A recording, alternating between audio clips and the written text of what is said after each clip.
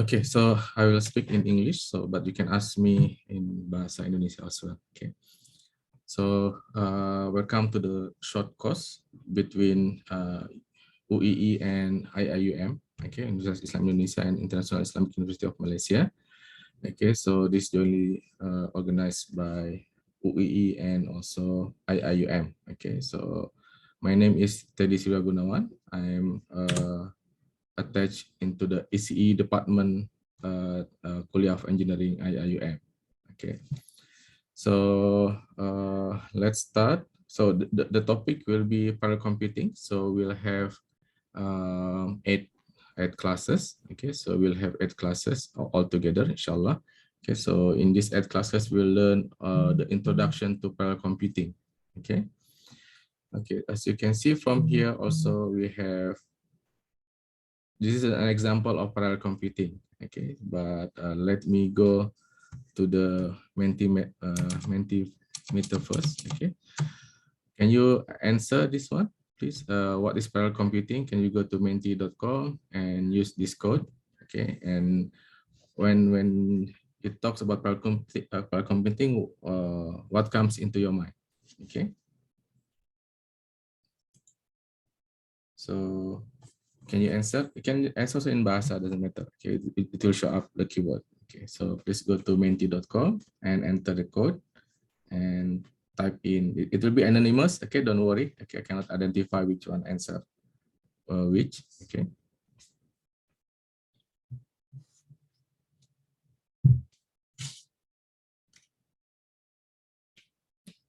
Okay, not yet.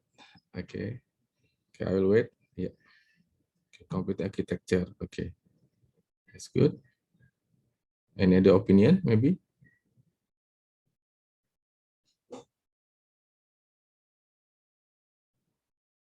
Okay, we wait for 1 minute. So just to see whether you have the knowledge or not on the parallel computing. Okay.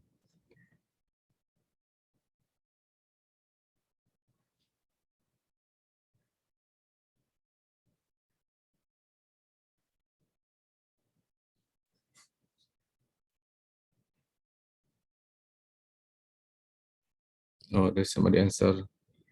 High performance computing, komputasi bersamaan. Okay, that's good. So, any other answer? You can answer up to 3. Okay, what's it by parallel computing?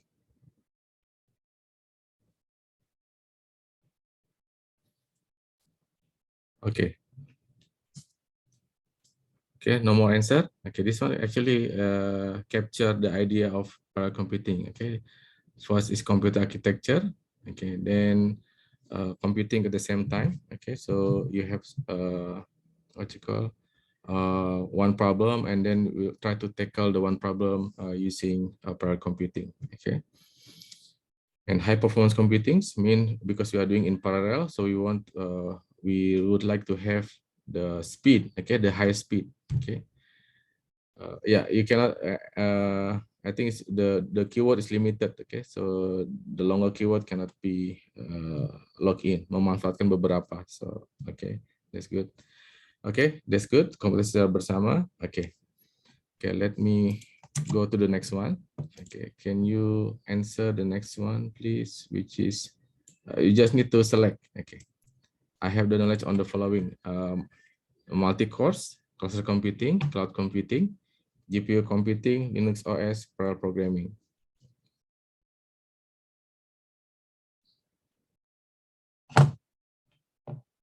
Oh, okay. Somebody answer multi-course. Yeah, multi-course is the normal one. Now even our handphone have multi-course. Okay, any other answer? I think you can use the same.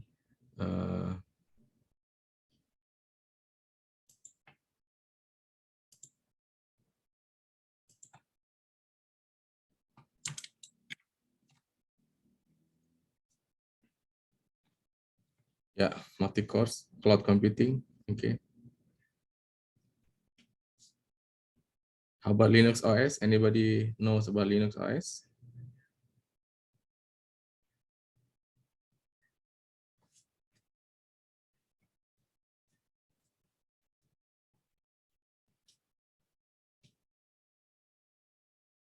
Okay, 6 answer multi-cores.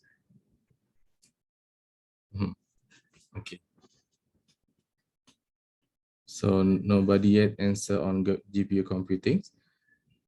Okay, and yeah, parallel programming. Okay.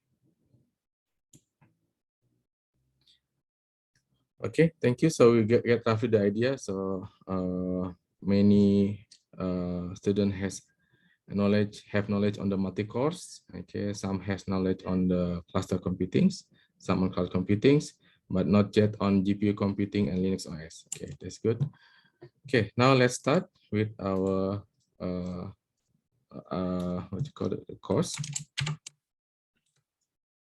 Okay, so the outlines of today's class is why we need ever increasing performance. Okay, why we need this one, and then why we are building parallel system, why we need to write parallel programs. So there's a parallel programming there. How do we write parallel programs, and what is the difference between concurrent, parallel, distributed? Previously, someone answer computing bersamaan. Okay, komputasi bersamaan. So this is concurrent computing. Okay, what's the difference between concurrent and parallel computing? Okay, and what are the architecture? So we have also the architecture. Okay, and later on, okay, at the end, maybe at the class number 8, for example, I'll touch a bit on the quantum computing and RISC-V maybe. Okay. Okay, so let's see. Okay, so this is we're changing time from 1986 to 2002. Microprocessors were speeding like a rocket, increasing performance an average of 50% per year. And then what you call every years you have will double the number of chips. Okay, but since then it dropped to about 20% increase per year. Okay, so 1980 to 2002 you increase the speed of processor. Okay, when you increase the speed of processor, eventually will increase also the computation. Okay, so this one will increase the computation. Okay, so that's obvious because if you have, for example, 1 gigahertz processor, okay, you can only process what's called, you can process in 1 gigahertz. Okay, but if you have twice the speed, previously you have 10 minutes, for example. Okay, and then when you apply into the 2 gigahertz without you doing anything, without you need to change the program, okay, the program will run faster. Okay, so it will faster almost twice. Okay, linearly increase. Okay, so but we cannot do that one anymore because of we cannot have more and more gigahertz without the processor become unstable. Okay, so that's why instead of designing and building faster microprocessors, we put multiple processors on a single integrated circuit. Okay, so instead of increasing the frequencies, okay, the speed of the processors, we now put more. Okay, like this. If you have, for example, 10 kilogram, okay, and then you need to bring to this destination B, for example, this is A. Okay, from A to B. Okay, you can use the strong. You can use the strong one. Okay, you can use the strong man. Okay, and bring it within 1 minute, for example. Okay, or you can use two not strong one. Okay, but divide the load 5 kilo and this is 5 kilo. Okay, and then it will reach at the same time like one strong man like this. Okay. So now we have multiprocessor on single integrated circuit, or we can put this is multi-processor. Okay, you have, for example, only one processor. Okay, then but you have two sockets. So normally this is used for server. Okay, so this is server motherboard. Okay, because you have here two socket of IC. The first one and the second one here. Okay, so this is called multiprocessors. Okay, or the term will be SMP. Okay, symmetric multiprocessor. Okay, why symmetric? Because not necessarily it is the same, similar. Okay, it can be for example, a bit different in performance. For example, this is 1 gigahertz, this is 1.1 gigahertz. It can still work. Okay, it can still work. Okay, but if you're using the multi-core, so this is another architecture which is multi-cores. Okay, or multi-core. So you have the same speed, the same design, and so on. Okay, and the the benefit is you have shared L3 cache. Okay, so you have shared L3 cache. Okay, level 3 cache. Okay, you can see this one is occupied also a big chunk of the die. Okay, so this is shared L3 cache. This one, the multiprocessor only have L1 and L2, but doesn't have L3. So we see later on the how to speed the computation. One of the solution is to use cache memory. Okay. Okay, so instead of designing and building faster microprocessor, now we put multiple processor on a single integrated circuit, or you can put like this. And even a multiprocessor, you can put also this socket, you can put 4 cores. This socket can put 4 cores, so you have 8 cores. Okay, the benefit of this one is if the first one is failed, you can replace only one. Okay, but this one, if one is failed, then you need to you need to remove all. Okay, you need to change all. Okay, okay, so this is the moving toward the multiprocessor. This from single one strongman like this. Okay, now we need more, not the strongman, because this one will generate heat. It requires more powers and so on. Okay, so now, because previously what happens, we have 1 gigahertz processors, your program ran for 10 minutes. Okay, without changing into the code, if you run into 2 gigahertz processor, it will run faster, 5 minutes, twice as faster, because the frequency also twice. Okay, the clock frequency is twice, so it will run twice as faster. Okay, 2 gigahertz. Okay, but adding more processor does not help much if programmers are not aware of them. Okay, so means that is the question of parallel programming, means that the program that's designed for serial computing. So if you have your uniprocessor, okay, uniprocessor, okay, the program that is designed for serial in the serial program cannot be automatically converted into the parallel program. Okay, so you need to redesign the program. Okay, you need to distribute the task. The easiest one is something like this. Okay, when I did my master, I'm tasked to do parallel computing on the video processors. Okay, what I'll do, if I have 2 cores, at that time we don't have cores. Okay, in 2000 we have cluster computing, so it's distributed even in the cluster. Okay, so if you have HDTV image, for example, 120 by 1080, okay, anybody knows about the image processing, it will take a long time if you have the big image to process. Okay, so what I'll do, I cut this one into 2. If I have 2 computers, I cut into 2. If I have 4 computers, I cut into 4, like this. Okay, then this part will be done by PC number 1, this part PC number 2, PC number 3, PC number 4. When it's finished, then collect again. Okay, so you need to distribute the task, do some processing on its own, and then collect again the result. Okay, so this one we need to redesign the program. Okay, the previous serial code cannot be parallel using this one. Okay. Okay, so yeah, so serial program does not benefit from this approach in most cases. Okay, so why we need ever increasing performance? The computational power is increasing, but so our computational problem and needs. Okay, so this always a race, okay, between the computational power, and so that's why every year you see what you call ARM, for example, go for SD 870, 880, 888, and so on. Okay, so the chips is keep increasing, and Intel also, you have Intel i3, i5, i7, i9. Now we'll go to 12th generation. Okay, and also we have AMD Ryzen, for example. We have 8 cores, 16 cores, 32 cores, 64 cores within one chip. Okay. Okay, and then there's also problems we never dream of have been solved because of past increases, such as decoding the human genome. Okay, And then more complex problems are still waiting to be solved. I'll give you an example later on. How we can use parallel computing for COVID-19 treatment simulation?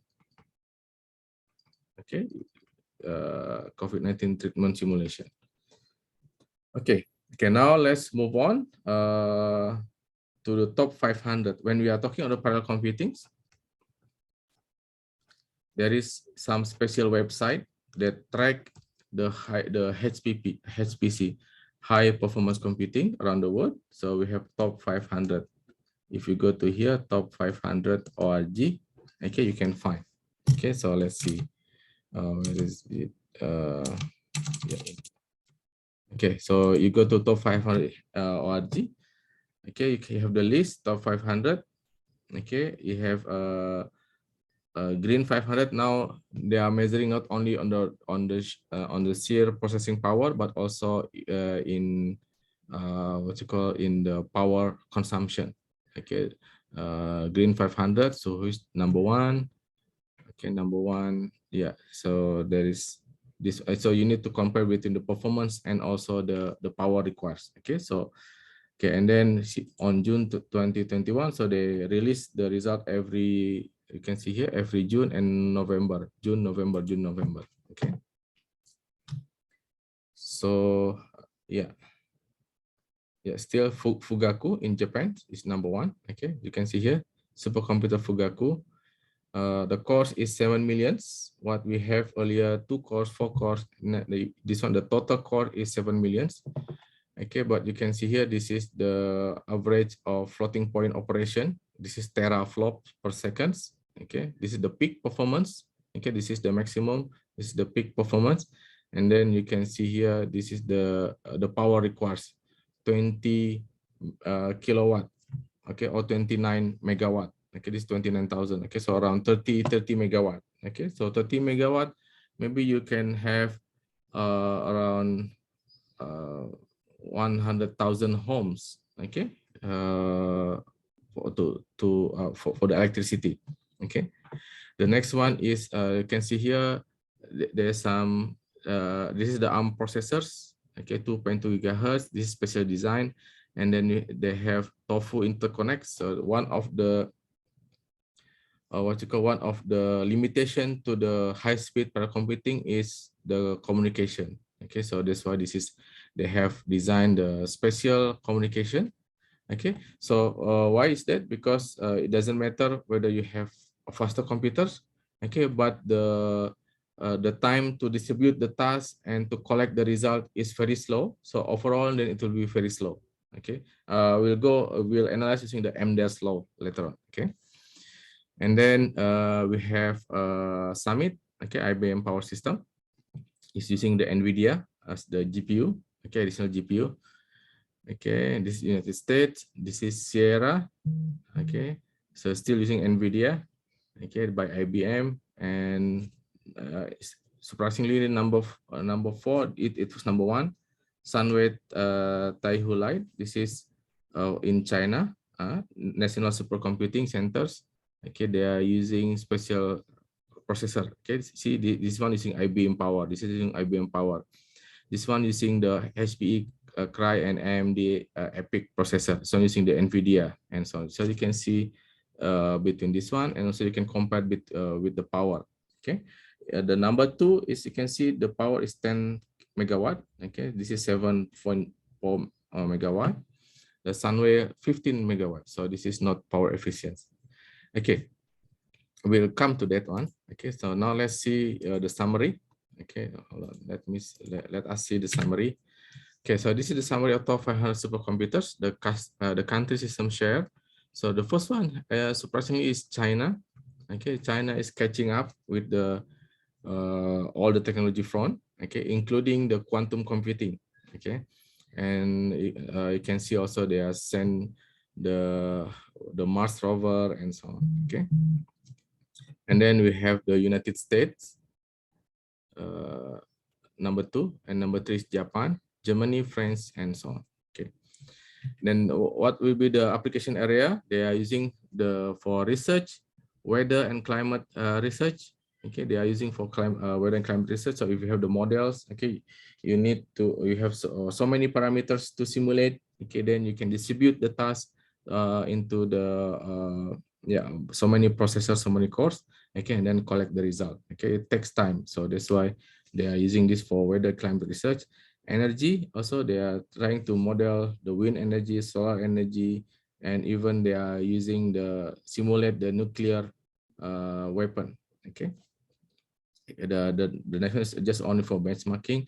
For aerospace, okay, you can put the simulation on the what you call the drag coefficients and so on. Okay, so that you can the stability of the aerospace and so on.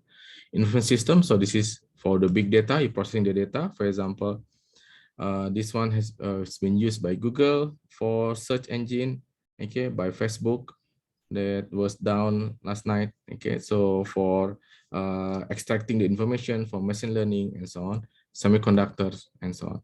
Okay, and this is the processor system share.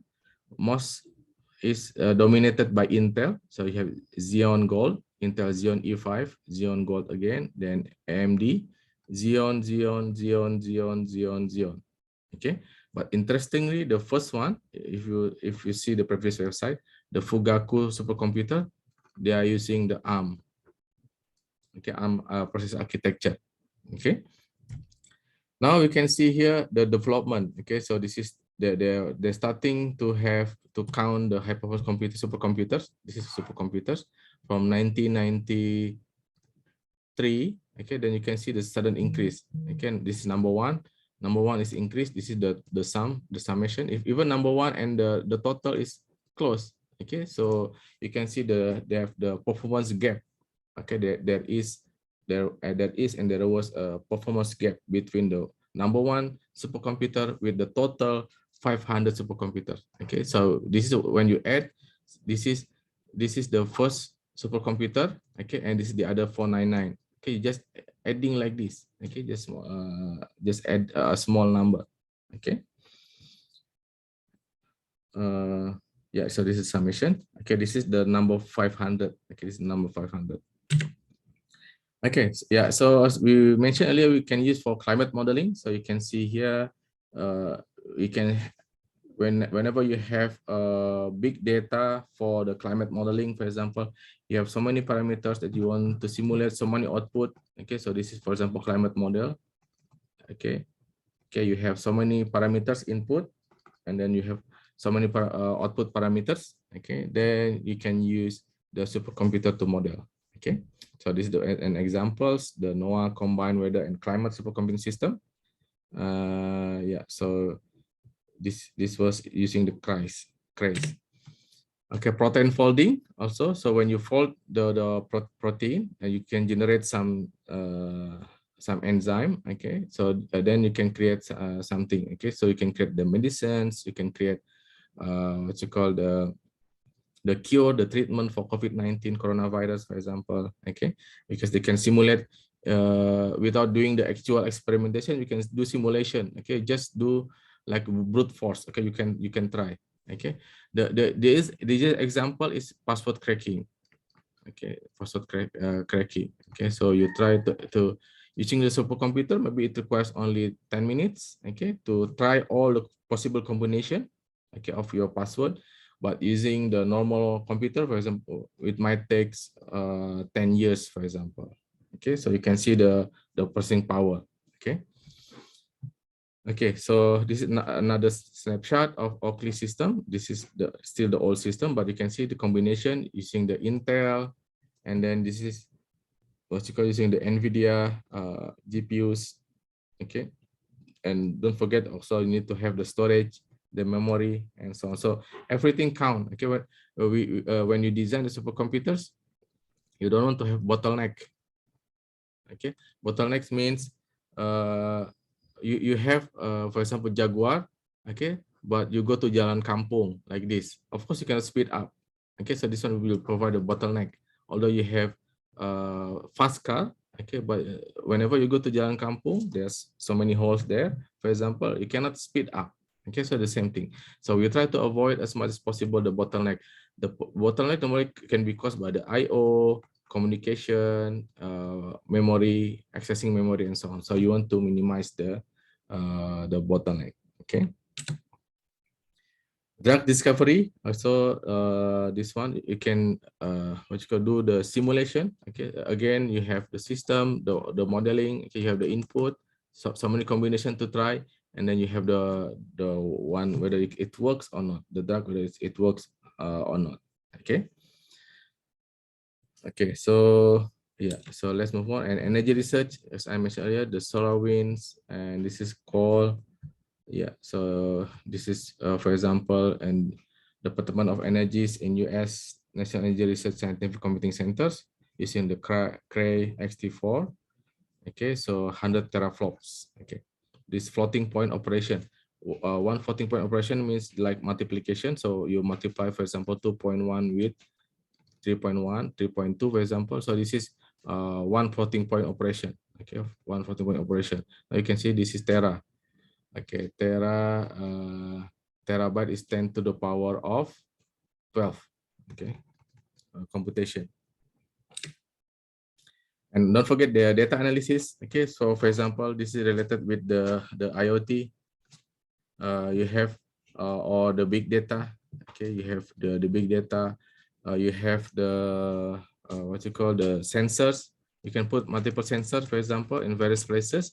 You can generate so many data. Okay, thousands of data. Of course, if you don't want to have the computer as the bottleneck, okay, you cannot process fast enough. Okay, to generate the decision of whether it's predictive or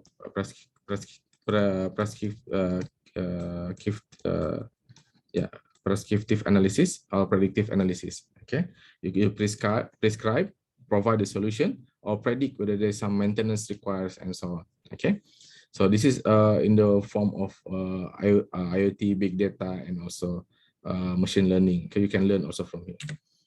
Okay, so this is the examples of. If you have any question, you can interrupt. Okay, so this is the example, recent examples. Okay, so when was it? Yeah, so waging war against SARS-CoV-2 with Europe's most powerful supercomputers. Okay, so you can see here the interaction of over 7 billion antiviral molecules with SARS-CoV proteins. Okay, so you have, this is the coronavirus, for example. The most important part is the spike protein. Okay, the spike protein here. Okay, this is the spike protein. Okay, how can the idea of this one is we try so many combination of drugs, okay, to neutralize this one. Okay, to neutralize the spike protein, because spike proteins provide the door to infect the health cells in the human body, especially on the respiratory. Okay, respiratory. Okay. Yeah, this one's the same. This is November 18, 2020. So that's why maybe they'll do this one first. Okay, they do simulation of possible solution. We can try. So imagine that we have the top one supercomputer powers. Even the Fugaku, the #1, has been used also for to find the therapy. Okay. So you do the simulation, and then later on you go to the lab rat, for example, mice and so on. Okay, then you try with the humans 100 first, then you try with the 1,000, then you try with the 10,000. Okay, then we have your emergency use. Okay, emergency use here, the vaccine. Okay, you try with the vaccine. Yeah, so this is also the same.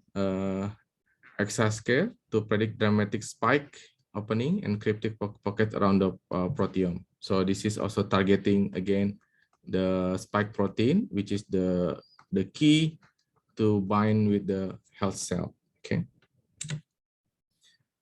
Okay, let's move on. Any question before I continue?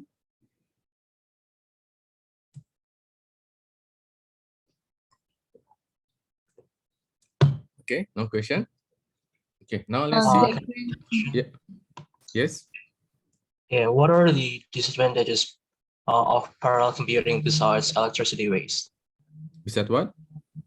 Besides waste of electricity. Oh, The disadvantages of parallel computing. yeah, you have top 500 supercomputers, right? So they always trade off between the performance. This is measures in even teraflops, okay? And then there is a trade-off with the energy use, okay, or power consumption.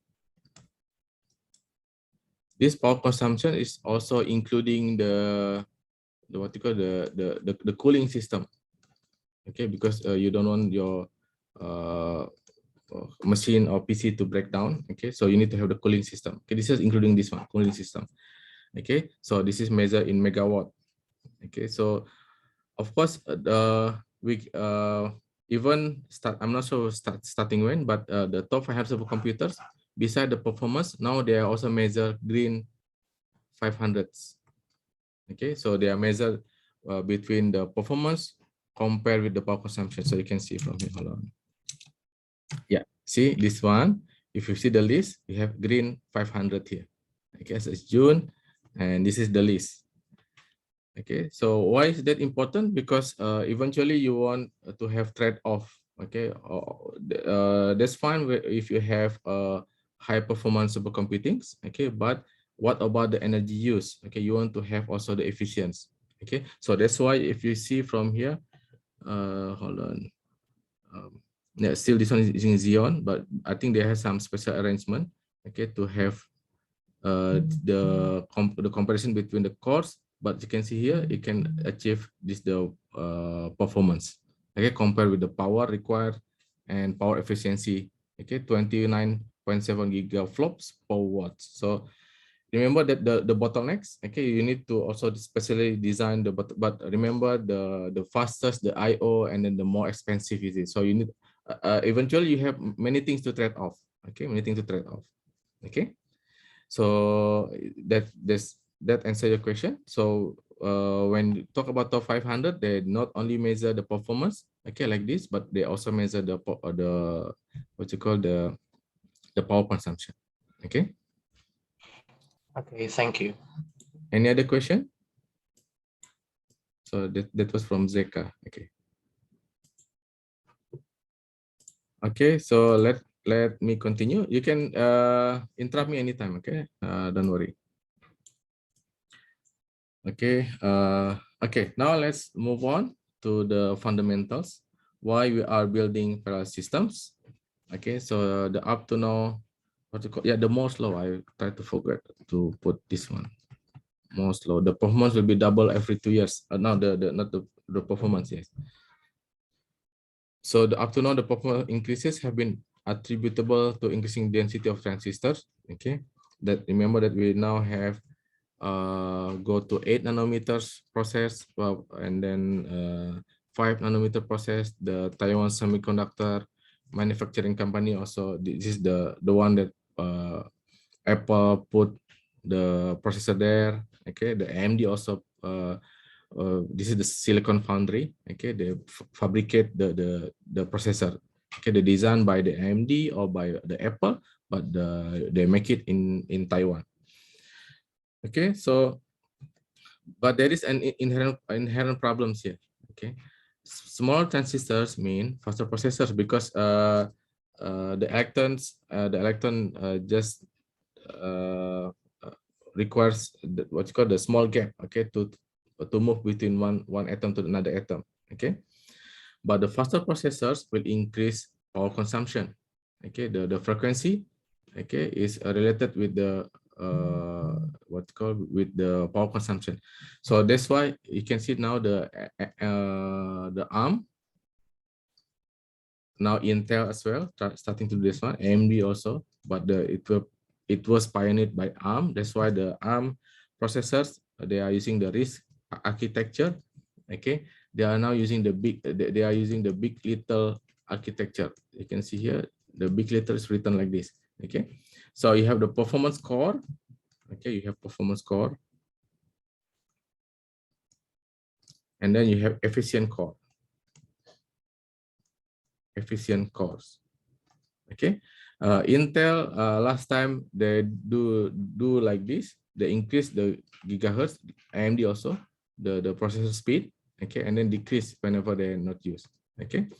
But the AMD puts some more clever design. They are using the big little architecture, okay, the performance core, and then you have more efficient core. So whenever you do the gaming on your Android handphone, for example, it will activate the performance cores, okay. So you have the trade-off, okay. Of course, the trade-off will be more complicated for the OS design, okay. The Android design need to recognize that there is a big little architecture. So if there is some need, they can activate the performance core, but most of the time they can use efficient cores so that the battery will last longer, okay. So yeah, so the faster processors will increase power consumption. Again, there's always trade-off, okay. You cannot have all, or like previously you have the first one, Japan Fugaku supercomputers. They are still using ARM processor, okay. They are using specially designed ARM processors, okay. It's supposed to be power efficient, but the power consumption also high, okay. Power consumption are high. When you have multiple cores, it will add up, okay. It will add up, okay. And then the increased power consumption will increase heat, okay. There's another one. The power is not only to power your supercomputer, but also the cooling system, okay. The cooling system, maybe you need to have what you call yeah, you need to have water cooling system or any other special type cooling filter. Like in quantum computing, well, it's not practical because you need to cool down the processor until minus 275 Kelvin. Okay, this is very cool. You need to have the liquid nitrogen to cool down your processor. So that's why it's not practical yet, the quantum computing. Okay. And then another thing is increased heat. We'll have the unreliable processor. The electrons will go haywire. Okay, will jump from processor to processor. So that increase the composition error. Okay, so there's the problem. When you increase the speed, okay, then you have the problem. Okay, so the solution is to move away from single core system to multi-core processors. So, okay, so this one introducing parallelism. Okay, because why? Now you have one processor. You need to distribute. Remember the illustration that I put earlier. You have 10 kilograms rice, for example. You want to put from point A to point B. You can use one strong man. Okay, but you can use this one. Okay, you can distribute 5 kilo here, 5 kilo here, 5 kilo here. This is the assumption. The assumption is you have, for example, identical twin. Okay, you have identical twin, so that the 5 kilogram here will behave the same like 5 kilogram here. Okay, you have the same muscle, you have the same strength, what you call breakfast the same, energy the same, for example. Then this is ideal. 5 kilo, 5 kilo, then it will be do the same thing. But what happen if you one is we have 2%, but one is what's it called? One is stronger, one is weaker. Okay, and then you still put 5 kilo, 5 kilo. Then at the end, okay. So for example, this one, this is requires 1 minute, for example. Okay, then you distribute 5 kilo, 5 kilo, the same thing, 1 minute. Okay, 1 minute if you have identical twin like this. But if you have one weaker, one slower, what will happen? Something like this. One can be done in 1 minute, but one can be done only in 1 minute 20 seconds, for example. Then altogether you need to count that 1 minute 20 seconds. Okay, so that's the what you call the you create a solution, but you create another problem for parallel programming. Okay. Okay, the first one that has done the what you call the core solution is IBM Power microprocessors. So this is the core of the chip. Remember, I think at the time they are powering the PS, the Sony PS console. Okay, the power station console. Okay, and then they power also from game console to power for supercomputers. Okay, this is the first multi-core processors. Okay, this is the first design. Okay. Okay, and then in Beijing 2005, more than a dozen companies, including Sony and IBM, announced the Power ORG. You can see this one. So this is open standard community intended to accelerate collaboration on the power chip. So this is IBM Power chip. Okay. unluckily, the Apple's is moved away from IBM Power Chip to Intel, and then they have now designed their own. Okay, so the Apple, previously they are using the Power Chip, IBM Power. Okay, then they move on to Intel. Okay, now they design their own processor. This is based on ARM architecture. Okay. Okay, Can I ask so another question? yeah. What is the difference between parallelism and concurrency? Parallelism and concurrency. Okay, this one I will answer on the last slide. Okay, so if you can wait, maybe on Thursday. Okay, I will put that. Okay, Oh, inshallah. okay. Okay, so there's parallel and there's concurrent. Okay, let's see the difference between parallel and concurrent. Okay, good question. Okay, so let's move on. Okay, then why we need to write parallel programs? Because running multiple instance of serial program often is not very useful. For example, like this one, multiple instance of your favorite game. You don't want this one. You want your game to be faster. Yeah, what you really want is for it to run faster. So what does it mean? It's like this. So you have here, for example, Donkey Kong. Okay, Donkey Kong. It was designed for using the serial program. Okay, in so this is serial program.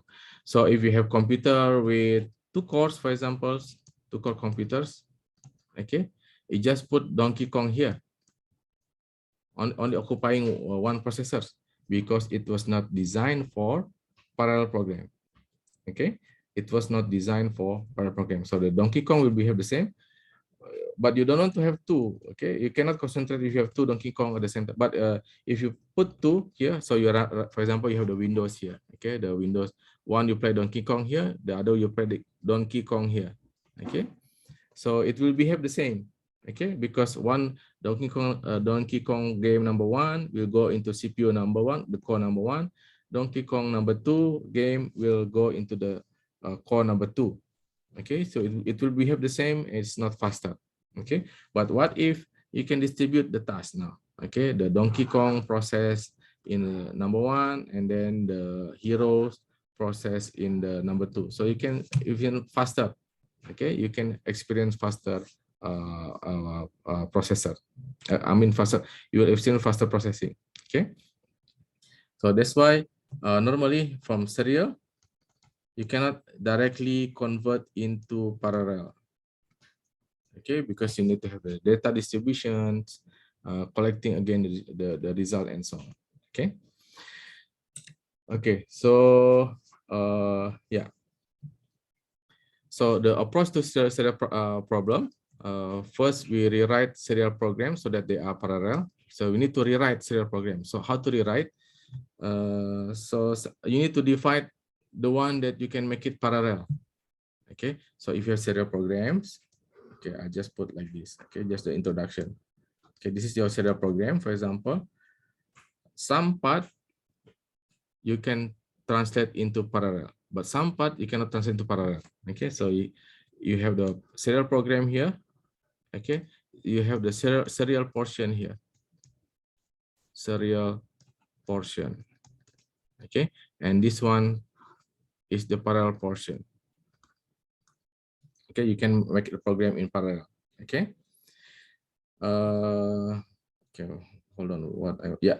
So the parallel it can benefit from the multi-cores. Okay, so let's say this is 20% and this is 80%. Okay, so if you have 2 cores, what will happen?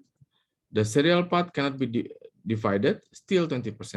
Okay, but you can divide the parallel part now because you have 2. You have 2 cores. Now you can divide into the same thing, 20. Okay, serial part is 20% here, and this is 40%. Okay, so you have altogether you can have only 60%. Okay, so what will be the speed up? Speed up will be time using 2 cores divided by time using 1 core. Okay, time using 2 cores is 60. Oh no, the other way around, sorry. it should be the other one. Okay, T1 over T2. Okay, so this is 100 divided by 60. Okay, so you divide by 20, 5 over 3. So this is 1.66. Okay, the speed up is only 1.66. Okay, you can see here. What you can see, although you have 2 cores, but you cannot have the speed up of 2. Okay, that is your prediction, right? If you have 2 cores, I'm expecting that it will be faster twice. Okay, if I have 2 cores, I'm expecting that it will be faster by twice. Okay, so faster twice. So if I have 1 minute here, it will be 50 seconds here, but it's not the case. Okay, because of the serial portion. What are the serial portion here? It includes, for example, that you can divide the communication. Okay, communication part or IO. So that's why the IO is important. So you have the IO become the bottlenecks here. Okay, so the IO reading from the hard drive, reading from memory. Okay, so it will become the bottlenecks. Okay. Okay, so this is the introduction into the Amdahl's law. Okay, this is we will discuss more on next week, inshallah. Okay. Okay, so this is a serial program. You revise serial program into the parallel program, but remember that not all can be parallelized. Okay, not all program can be make it in parallel or parallelized. Okay, you only some portion can be make in parallel. Okay. Okay. Yeah. So then you can define this is computation. Any question for this one?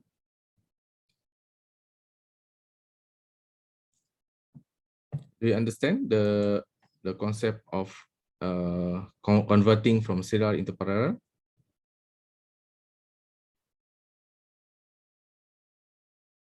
Okay, no feedback. I assume. Yeah, yeah. Zeka said, okay. Okay, so okay. Then this is you need to rewrite. Okay, of course you need to rewrite the program so that they are parallel. But there is a good things. If you are C program, then you can use directly, or you can if you use using Rust or using later on I will introduce Julia. Okay, okay. So for programming, it rather easy to convert from serial to parallel, but you need to have this. This is the fundamentals. Okay, this is the fundamentals. Okay, they have the serial part, they have the parallel part. Okay, so although you have so many cores, okay, so now let's see that there's the diminishing return from here. Let's see if you have, for example, 8 cores. Okay, 8 cores, for example. What will happen if 8 cores? So 20 is the same. Okay, 20, but this one will be 10%. Okay, so it will be what? It will be 30%. 30 minutes. Assume that this is 100 minutes. Okay, so you only can have 20, and then you, the 80% now divide into 8 cores, so now become 10%, or you can assume this is 10 minutes. Okay, so the speed up for 8 is equal to 100 divided by 30 is even not that much. Okay, 10 divided by 3, 3.33. Okay, so you can see you have 8 cores, but the speed up was only 3. Okay, you have speed up is 3. Okay, and then using Amdahl's law, also you can see the maximum will be defined by this fella. Okay, so limit alpha toward infinite. So this one will be, okay, hold on, 0.1. Yeah, divide by the Amdahl's law. So this one equal to 1 over 0.2. So the maximum is 5. Okay, the maximum is 5. So no matter how many cores that you have, okay, but the maximum speed up will be 5. So we'll discuss more on the Amdahl's law.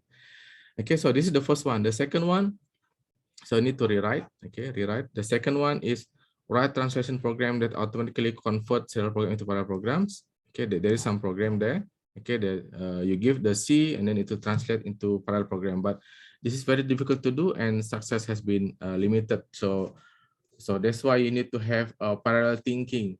Okay, you need to have, what do you mean by parallel thinking? You need to define your own, the data in here means cannot be accessed in here. Okay, so that's the parallel thinking. Okay, we'll discuss more on that one. Okay, when we design the parallel software. Okay, and this is the last slide. Okay, for today, inshallah. Some coding construct can be recognized by an automatic program generator and converted into parallel construct. So this is, for example, if you are using the OpenMP. Okay, we'll discuss more on that one. But it's very inefficient program. Why? Because whenever you have final control, then you can decide. Okay, you can decide. You can distribute the task. What you call, for example, in cluster computing. Okay, this is the case whenever you have one is slower, one is faster. Okay, so this is, for example, faster. This is slower. Okay, the division is not like this. Okay, the justice, apa, pembagian yang adil ini bukan bagi dua gitu. It's not justice. Okay, but you need to put more, depends on the what you call the ratio. You can give more work to the faster and less work to the slower. Okay, so if but this one, the construct doesn't know. Okay, so it does not have a final control. Okay, so that's why sometimes the best parallel solution is to step back and devise an entirely new program. Okay. Okay, so I think yeah, slide 20 of 40. So I think I'll stop here. Okay, and we'll continue on Thursday, inshallah. Okay, any questions so far? Oh, you have the chat. Attendance for, yeah, don't forget the attendance. Yeah. Hello. Yeah. Excuse me, can I ask